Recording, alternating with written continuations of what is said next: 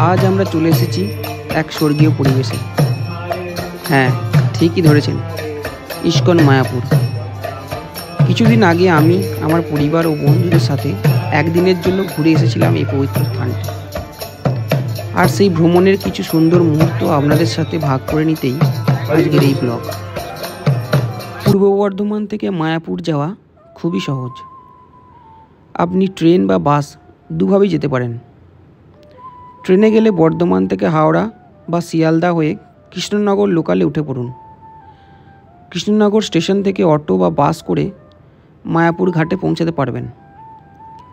সেখান থেকে নৌকা পার হয়ে টোটো বা রিক্সা করে পৌঁছে যাবেন মন্দিরে। অথবা বর্ধমান থেকে সরাসরি বাসেও যেতে পারেন। বহরমপুর বা মালদাগামী বাসে উঠে ধুবুলিয়া বা চৌগাছা মোড়ে নামতে হবে। সেখান থেকে টোটো বা অন্য বাসে করে সরাসরি ইস্কনের মন্দিরের সামনে নামতে পারবেন।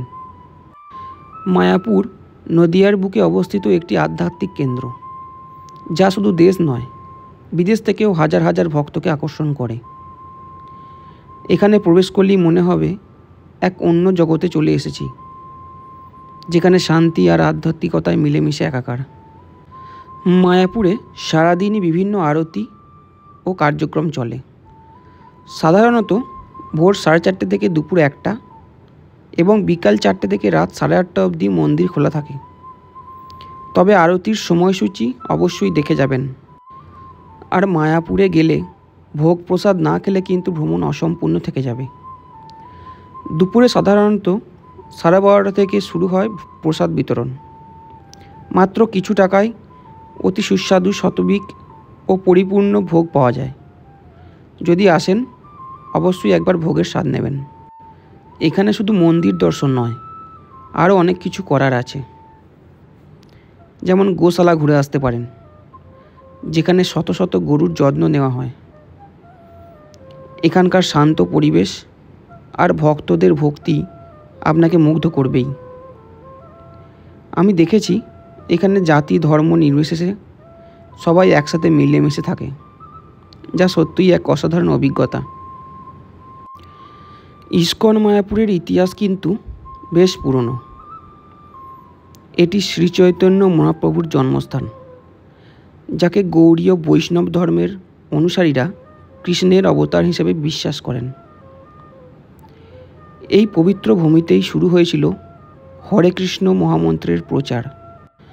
1972 সালে শ্রীল প্রভুপাদ এই স্থানটিকে ইস্কনের প্রধান কেন্দ্র হিসেবে স্থাপন করেন। বর্তমানে এখানে TOVP অর্থাৎ temple of the Vedic planetarium নামে বিশ্বের সবচেয়ে বড় বৈদিক মন্দির নির্মাণাধীন রয়েছে। এটি শুধু একটি মন্দির নয়, এটি হবে একটি বিশাল আধ্যাত্মিক এবং শিক্ষামূলক কেন্দ্র। এখন এখানে অনেক ভক্ত প্রতিদিন আসছেন, তাই ভিড়ও যথেষ্ট হচ্ছে।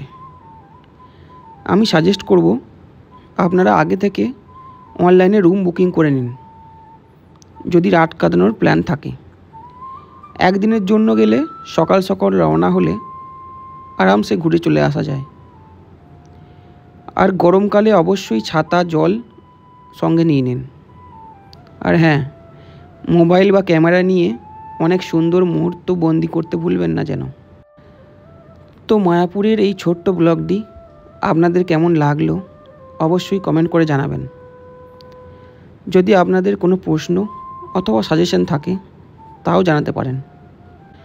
যদি আপনি একদিনের জন্য পরিবার বা বন্ধুদের সাথে একটি শান্তিপূর্ণ এবং আধ্যাত্মিক ভ্রমণ চান, তবে ইস্কন মায়াপুর হতে পারে আপনার জন্য একটি নিখুঁত গন্তব্য।